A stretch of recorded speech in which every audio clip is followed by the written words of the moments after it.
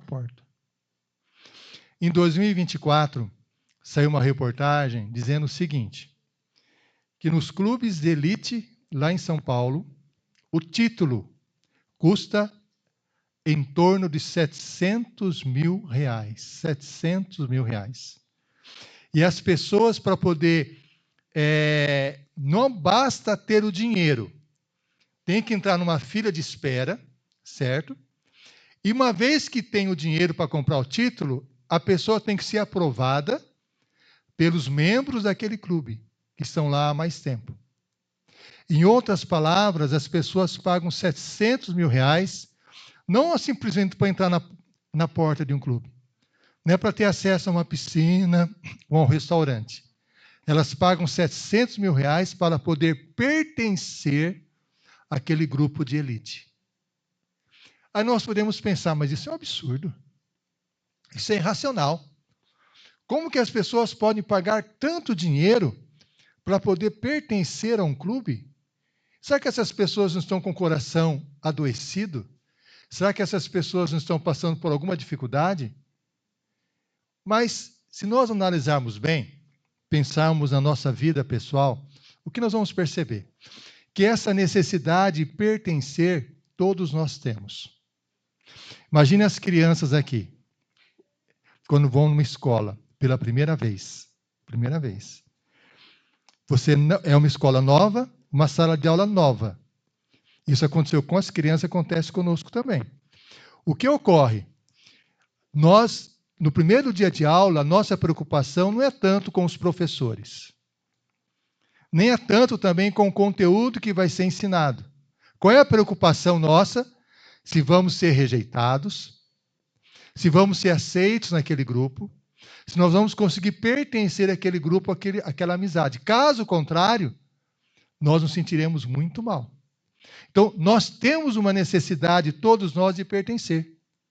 Imagine você no emprego novo. Você vai começar um novo emprego e você vai chegar ali pela primeira vez naquele local de emprego, naquele trabalho. Acontece a mesma coisa. Seu coração começa a bater mais forte, você começa a ficar ansioso, às vezes até perde o sono durante a noite, pensando o seguinte, como será o primeiro dia? Será que eu vou ser aceito?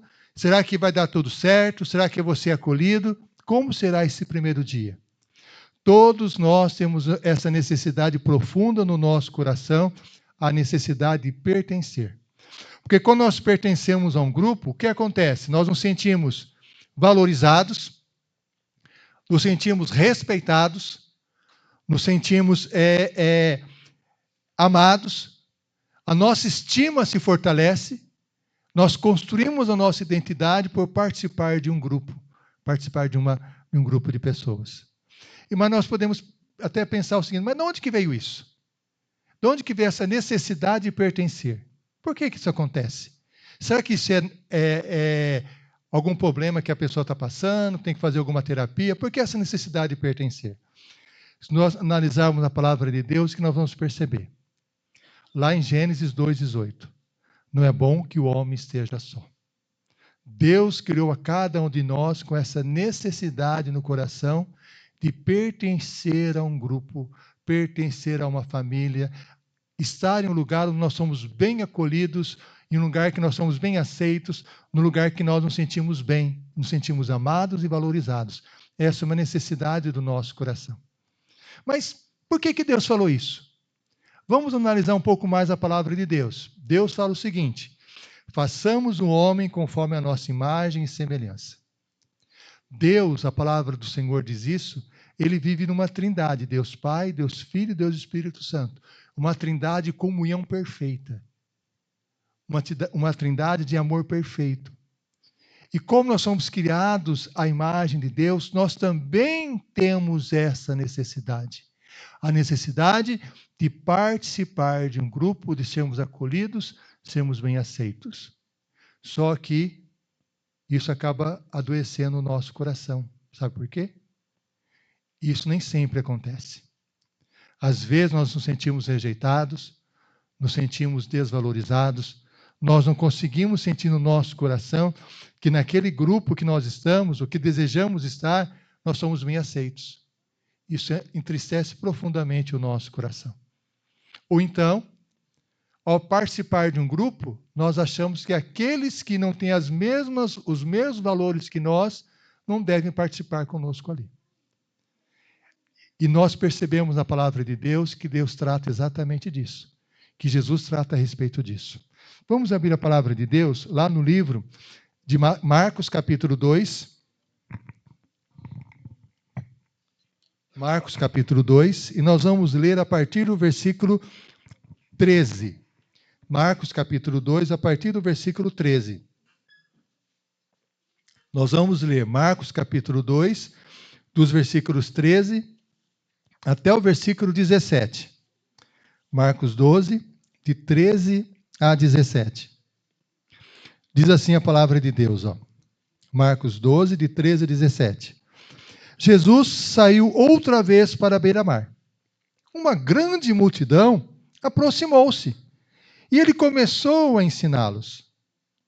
Passando por ali, viu Levi, filho de Alfeu, sentado na coletoria e disse-lhe: siga-me. Levi levantou e o seguiu. Durante uma refeição na casa de Levi, muitos publicanos e pecadores estavam comendo com Jesus e seus discípulos, pois havia muitos que o seguiam. Quando os mestres da lei, que eram fariseus, ouviram comendo com pecadores e publicanos, perguntaram aos discípulos de Jesus: por que ele come com publicanos e pecadores? Ouvindo isso, Jesus lhes disse: não são os que têm saúde que precisam de médico, e sim os doentes. Eu não vim chamar justos, mas pecadores. Meus irmãos, observem, nós temos aqui dois grupos de pessoas. Temos aqueles que são os publicanos e pecadores, que Jesus estava comendo com eles, e nós temos outro grupo que são os mestres da lei e os fariseus, que acharam aquilo um absurdo. Por que Jesus come com publicanos e pecadores? E qual foi a resposta de Jesus? Jesus disse o seguinte, né? Os sãos não precisam de médico, e sim os doentes. Jesus, em outras palavras, está dizendo que ele veio para curar o coração das pessoas. Os sãos não precisam de médico, e sim os doentes. É uma afirmação de Jesus. E aí surge uma situação que nós podemos observar nesse texto, que é as pessoas que sabem que estão doentes. Que doença que é essa? É uma doença que nós podemos dizer, a doença de não sentir-se aceito no grupo, uma doença que nós podemos dizer, a pessoa não sentir-se rejeitada pelas pessoas. No texto bíblico, nós temos os fariseus, aliás, os publicanos e os pecadores, que eram rejeitados por toda a sociedade naquela época. Quem eram os publicanos? Pessoas que cobravam impostos para o Império Romano, por isso eles eram vistos como traidores dos judeus, traidores do povo de Deus. Por esse motivo, os publicanos, eles não podiam entrar no templo para adorar a Deus, não tinham esse privilégio. Os publicanos, eles tinham muito dinheiro, só que os publicanos não eram rejeitados o tempo todo pela sociedade, porque eles faziam coisas que eram vistos por eles como extremamente errado, algo extremamente doloroso, extremamente que desagradava o coração de Deus. E também temos os pecadores, o texto bíblico diz. Quem são os pecadores? Pessoas que eles consideravam que eram indignas de estar na casa de Deus, de estarem participando da comunhão com Deus. E essas pessoas estavam com o coração adoecido. Por quê? Porque quando nós somos rejeitados num grupo, ou nos sentimos excluídos, a dor é tão profunda, mas tão profunda, que alguns estudos dizem que é semelhante a uma dor física, uma dor profunda na alma. É algo que adoece profundamente lá dentro do coração. E essa dor que nós podemos dizer que os publicanos e os pecadores tinham, de serem rejeitados pelos religiosos da época, rejeitados pelas pessoas, nós podemos analisar que há muitas dores que nós podemos ter hoje também.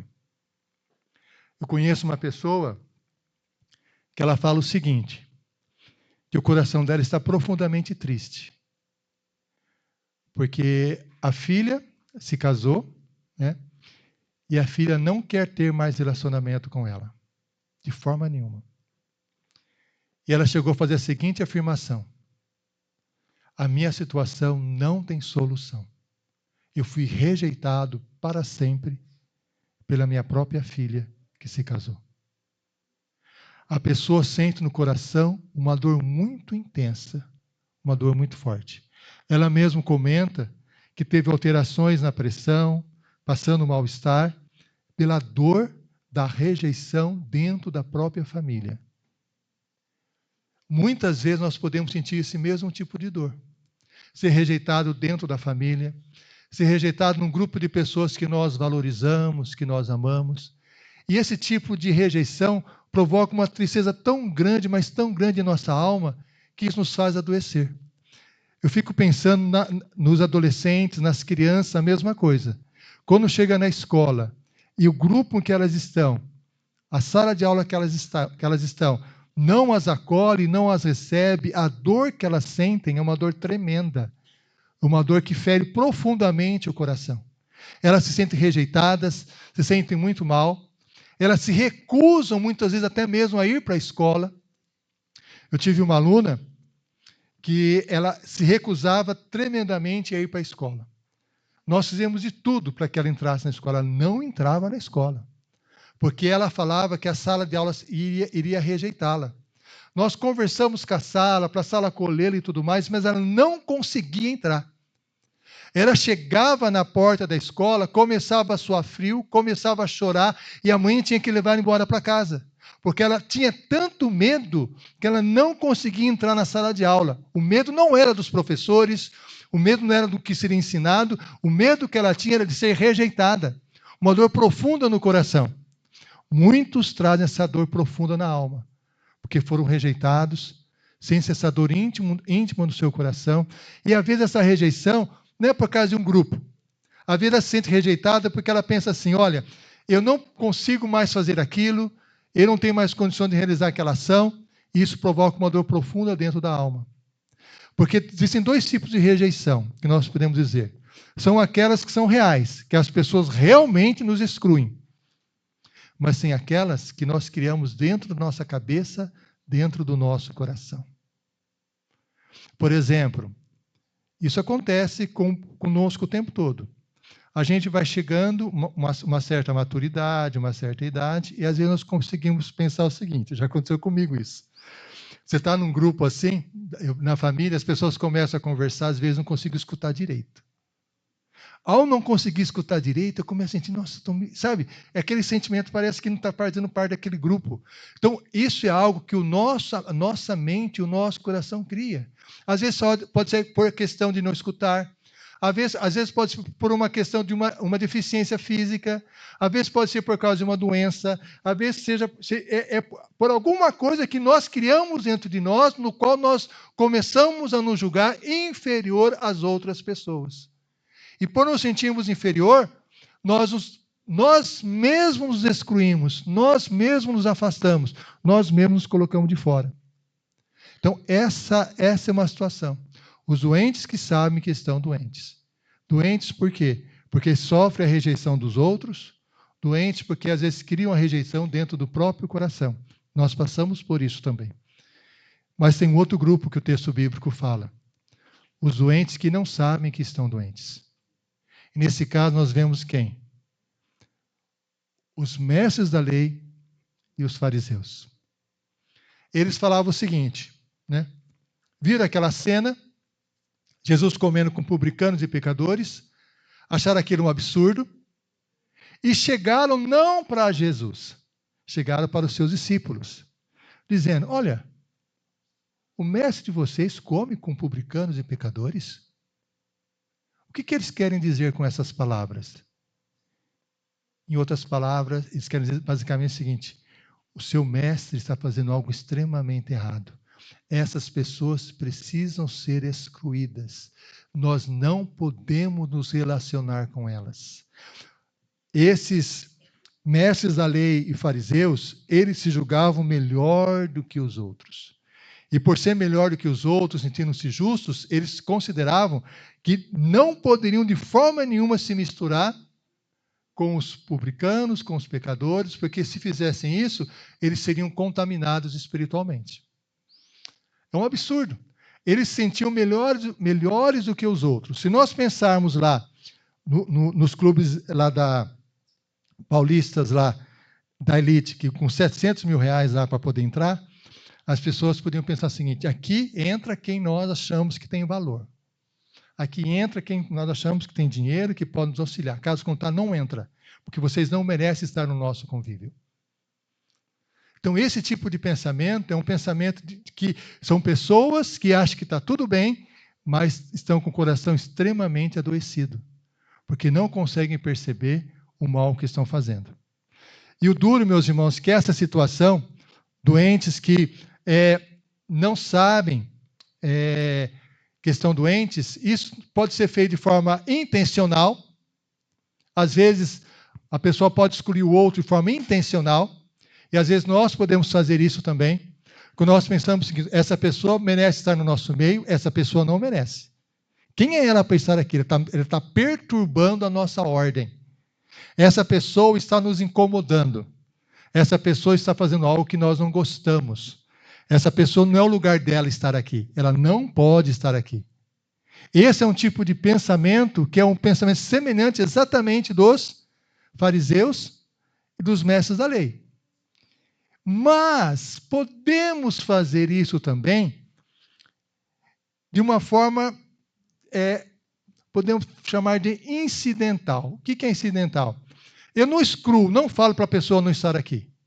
Eu simplesmente não converso com ela, não me aproximo dela, não bato papo com ela, só converso com o meu grupo.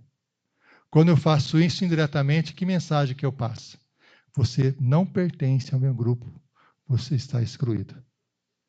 Essa situação é uma situação que, se nós pararmos para pensar, todos nós podemos vivenciar isso, todos nós. Todos nós.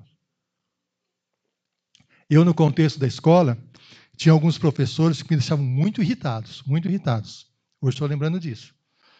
Me deixavam tão irritados pelo comportamento deles, que eu, às vezes, cometia exatamente isso. Eu não conversava com eles. Conversava com um grupo de professores que eu sabia que pensava igual a mim e tinha uma visão semelhante. Isso é uma forma de rejeição. Então, é algo que todos nós somos sujeitos a fazer. Né? Nós temos a necessidade de pertencer, é uma característica humana, sim. Nós precisamos pertencer a um grupo, é uma coisa, algo que nós desejamos muito, mas muitas vezes, na hora que nós pertencemos a esse grupo, nós começamos a excluir quem não pertence a ele. E Jesus fala que é o médico dos médicos, né? Qual o tratamento do médico dos médicos para essa situação?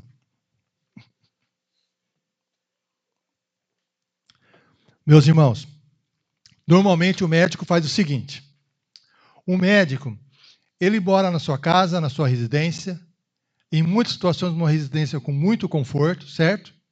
Aí vai para o consultório médico, ali atende o paciente, atende o outro paciente, receita o remédio, não é assim que ele faz? Ou inicia um processo de tratamento, isso que o médico faz. Jesus é um médico diferente, porque ele não receita o remédio. Ele não fala, faça isso ou faça aquilo outro. Jesus é um médico que fez algo que mexe profundamente com o nosso coração. Por quê? Jesus, como médico, ele assumiu a doença. É como um médico que vê um paciente ali numa situação terminal, sofrendo muito, e o médico tem o poder dele próprio pegar a doença daquele paciente e colocar no corpo dele e sofrer toda a dor. Foi exatamente isso que Cristo fez. Ele assumiu toda a nossa dor, todo o nosso sofrimento.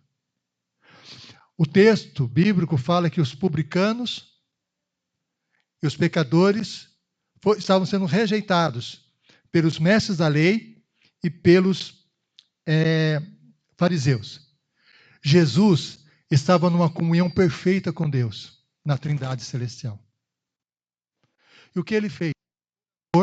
Jesus, ele veio até nós e sofreu todo tipo de exclusão, todo tipo de rejeição.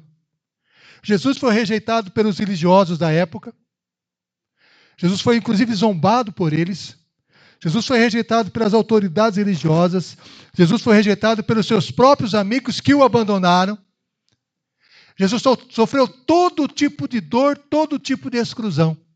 Então, quando nós olhamos para o nosso coração, que às vezes sofre com a dor da exclusão, com a dor da rejeição, com a dor de ser colocado de lado, e olhamos para Cristo, que nós percebemos, Jesus, que não merecia passar por nada disso, passou por uma exclusão, uma rejeição muito maior do que eu. Uma dor muito mais intensa do que a minha. A tal ponto que a palavra de Deus nos diz que o próprio Deus o abandonou. Na cruz do Calvário, Jesus falou o seguinte: Pai, por que me abandonaste?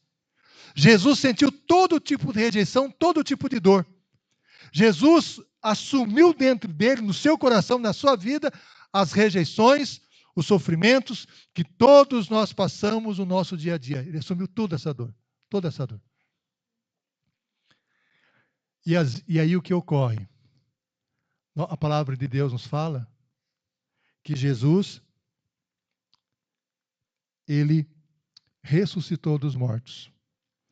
E ao ressuscitar dos mortos, ele foi aceito à comunhão com Deus. Ele voltou à comunhão com o Pai. Por isso, através de Cristo Jesus, Deus muda o nosso coração, muda a nossa forma de ver. Por quê? Meus irmãos, muitas vezes a nossa vida é marcada, a nossa identidade é marcada por alguma coisa que nós fizemos, por algum erro que nós praticamos ou pela exclusão de outras pessoas. Mas Jesus vem e fala o seguinte: você deve ser visto não por essa exclusão que você sofreu. Você deve ser agora visto como alguém que é filho de Deus. A sua identidade está em Cristo Jesus. É através de Cristo que nós somos transformados. Através de Cristo que nós somos renovados. A esperança em Cristo vem e impacta profundamente a nossa vida. No texto que nós lemos, que nós percebemos? Que Jesus chegou para Levi, que é também chamado de Mateus. Levi que sentia-se rejeitado. Levi que sentia-se colocado de lado. Jesus disse: segue-me. O texto bíblico fala que Levi levantou-se e o seguiu. O texto bíblico, quando fala de levantar e seguir, as palavras ali utilizadas é o mesmo termo que utiliza para ressuscitar. É como se Levi estivesse sentado, pensa a seguinte situação: sentado, sentindo todo o peso da rejeição, toda a dor no seu coração, toda aquela situação difícil que estava vivendo. Ele não podia se reunir com as pessoas, era rejeitado o tempo todo. E quando Jesus disse: segue-me, aquelas palavras de Jesus fez com que Levi levantasse e seguisse ao Senhor. Esse ato fez com que Levi falasse o seguinte: a minha vida não vai ser mais determinada pelo que as pessoas dizem de mim. A minha vida vai ser determinada pelo que o Senhor Jesus fala a meu respeito. E Levi, Mateus, começou a seguir Jesus. E não fez apenas isso.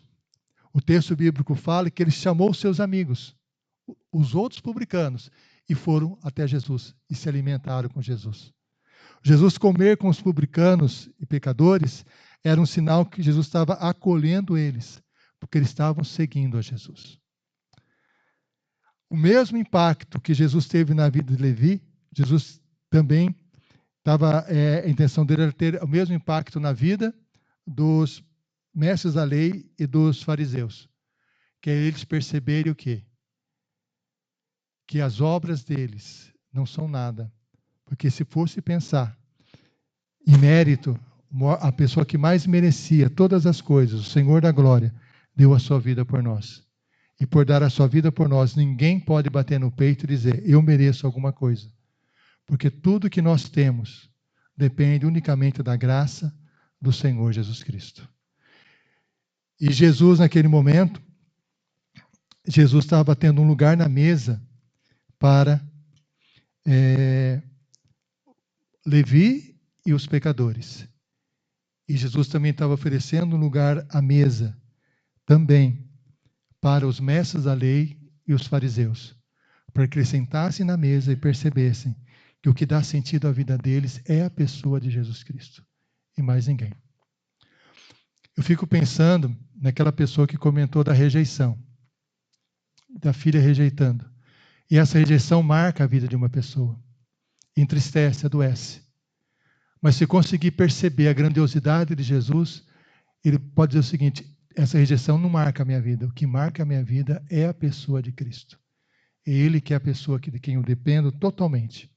Nós vamos estar orando e vamos pedir a Deus que Deus opere em nosso coração, para que essa verdade possa estar operando em nossas vidas e transformando o nosso interior. Vamos orar. Pai, na Tua presença, em nome de Jesus, nós suplicamos. Vem estar operando, Senhor, no nosso coração. Vem estar operando, Senhor, na nossa alma. Vem estar agindo, Senhor, em nós, para que nós possamos compreender o Teu grande amor por nós. O Senhor que deu a Sua vida por nós na cruz do Calvário. O Senhor que tomou o nosso lugar, que sofreu todo tipo de rejeição, todo tipo de dor. Que nós possamos perceber, Senhor, que através do Senhor, através de Ti, Cristo, Senhor Jesus, nós somos recebidos na Tua presença, nós temos uma nova identidade. Que nós possamos perceber que é sempre um lugar na mesa para podermos nos assentar, para termos comunhão, termos vida, sermos fortalecidos por Ti. Opere a nossa vida, Senhor, para que nós possamos perceber que há um lugar na mesa para todos nós, em Cristo Jesus. É o que nós pedimos e suplicamos, em nome de Jesus. Amém.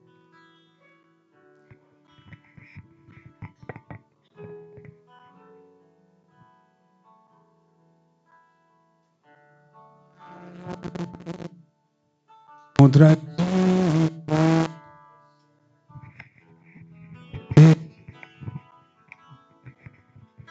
me enchi, me deixei levar, escravo dos meus erros me tornei.